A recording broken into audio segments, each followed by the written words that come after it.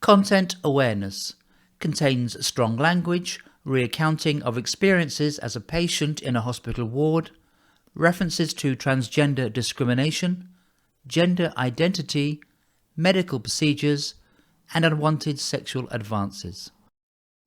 Northern Stage and Actors Touring Company presents Dear Tomorrow, Hope from Home.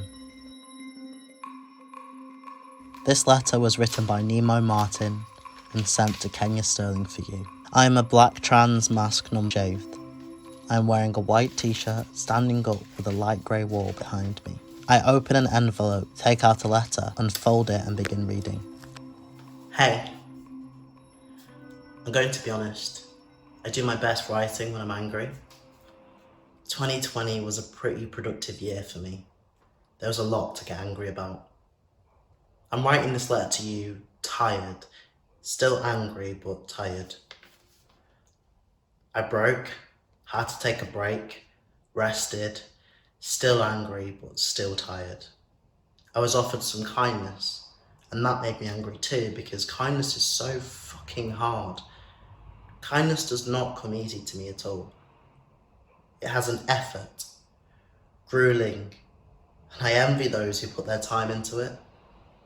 It is hard, and I am ashamed to say that very often I choose to ignore, to miss messages and misread asks for help. Good morning, ladies, Nurse Juliet sings as she begins her 8 a.m. shift. A bright light after a sleepless night, counting the drips of the catheter of the screaming woman in the bed next to mine. Drip, drip, drip. A veritable clock to mark the passing of time in a timeless ward.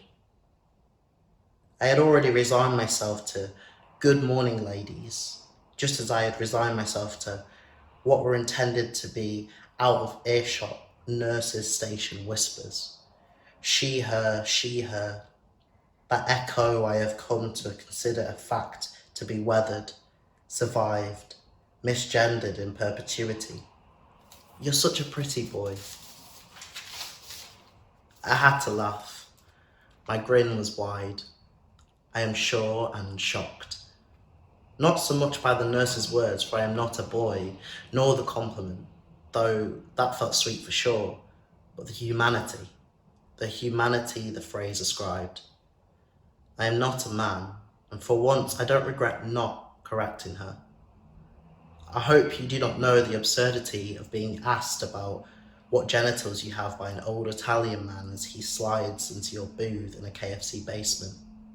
Hands searching for a dick you don't have to match the girlish face you do, but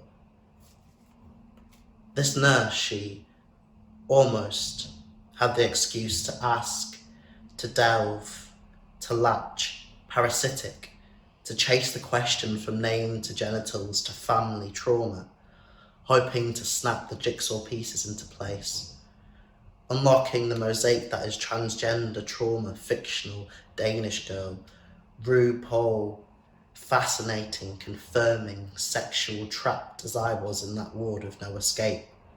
But she didn't. By the crowd of young doctors-to-be who swarmed my bed, I am proven quite the rarity and thus a useful education tool. The first man on a female ward she must have experienced, especially one who has undergone a hysterectomy. And yet, in a moment, in that transcendent moment, resignation, which is so much the course of my life, misgendered, objectified, dehumanized, cracked. I was made human.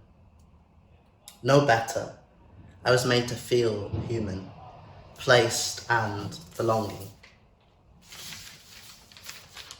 I wonder if this revelation came to her as she bashed two rocks together, or whether she had that precision tool, the nutcracker, whether the student nurse had the training, diversity and inclusion, how to treat the transsexual, whether she listened and took copious notes, now fit for purpose, or whether the words bubbled from her as an act of pure, simple humanity. Such a pretty boy. How do you get your skin so smooth? How little it takes to feel human. I feel like I understand now. Why soldiers in war films think they've fallen in love with their nurses.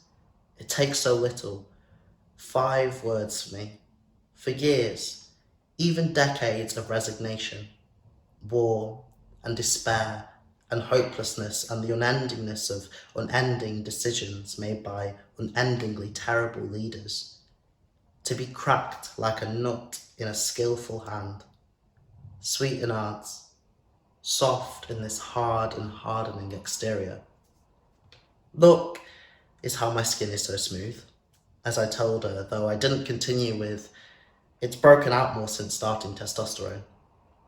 I would have, had she continued to treat me like a lady of the ward. I would have forced her discomfort in order to match mine, but I didn't. I didn't have to. My skin, for once, was not the skin of a transgender anomaly, but that of a Victorian dandy with a pointing that holds his secret sins.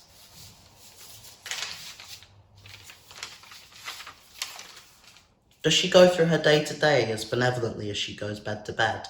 Or, less kindly, did she decide to treat me as human before or after knowing that I was transgender? But to wonder is to ruin the magic, and I must confess that I hope to any being that is listening that I am never confronted with knowing who this nurse is, really, when she is not my angel, sweet and beautiful, beautiful even in the harsh light of the ward. Either way, the sad truth is that this choice to be kind was so rare I felt compelled to defy her words, to deify her words in this letter, to thank her for treating me as a human being. Pretty tragic in itself, but something to be pointed out, because kindness is such a strength, and her decision to choose kindness broke me apart. Kindness, from her, made me angry at a world that refuses to extend kindness to those like us. It tore me open, and it shone through me. I cannot help but feel that I am in her debt, that I will remember our brief hours together as I might remember a great friend. But if I may be selfish, and that is something that I often am, I hope I do not forget her. I hope that it only takes years, only takes months for her act of kindness, of humanity, to become so wildly unremarkable it withers from my mind, and I am left with only the scabbed reminder of someone who was, once, perhaps a presence, but now is more ghost, anonymized.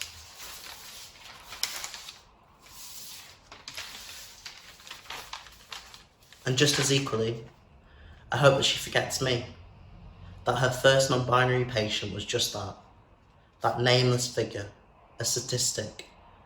I hope that my attempt at kindness towards her was not so rare in that hellish room, that she must no longer seek refuge, making herself busy with the cracked and cracking dandy with smooth skin for fear of the torrent of literal and metaphorical filth and abuse that she, too, weathers on that ward, more daily than me.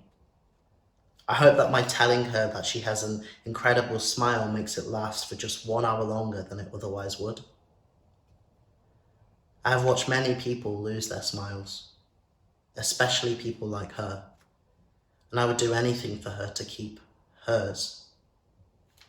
And I hope that you, my friend, experience a kindness today so banal that it hardly registers, that you go on to offer a thoughtless kindness to someone who takes it so much to heart that they wish they could write you into a letter and sing your praises to anyone who might listen.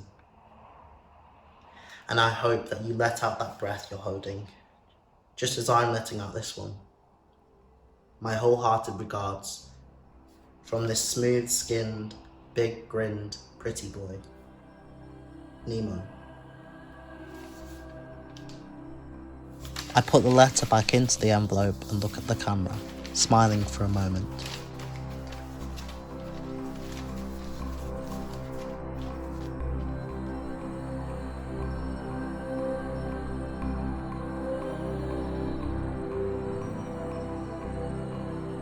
Dear Tomorrow, Hope from Home, written by Nemo Martin, performed by Kenya Sterling, Music composed by Beldina Odenyo Onassis. Conceived and developed by Matthew Zia and Natalie Ibu. Commissioned by Northern Stage and Actors Touring Company. A Northern Stage and Actors Touring Company production.